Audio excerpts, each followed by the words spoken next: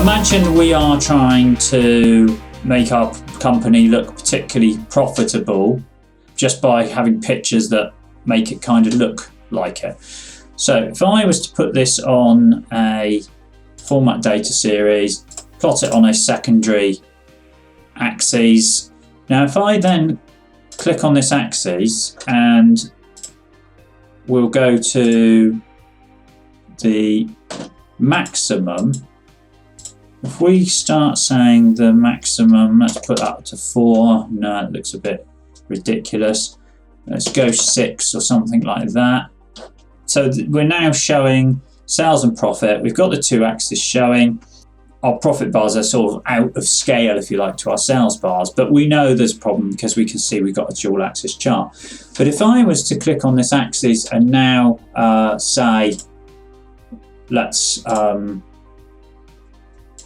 say we don't want the axis showing, and we're going to get rid of all of the formatting of it as well. So it was on there, so no fill and no line. Makes it look like you've got a very profitable company on your hands. Now I'd say that's deliberate deception, but certainly this is one thing you can use with dual axis charts. It would look far better if we changed that to a line, for example. So we put that as a line, and again we want the line, because we changed the chart type, we have to then put it on the dual axis again and go round the houses, unfortunately.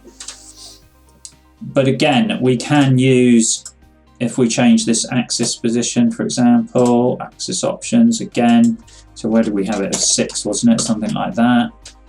That can look deceiving as well, where you've got sales and profit figures going on. You could put data labels on there and remove all the axes, but not on this line here. Or you could move that one back to automatic and get a much more sensible chart out of it. Again, have no label on that one.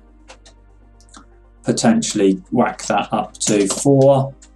On this one, I think we go none as well. And then on these, we can add data labels and just put some custom number format on it. And we could leave our chart something like that. Potentially even moving some of these grid lines out as well. And that's not a bad looking chart. We're being disingenuous about the profit numbers again, but it shows the correlation. So anyway, I just wanted to take you through a couple of different chart types. So you can, with your dual combo things, like an area chart going on underneath, that can be quite useful, as you can see.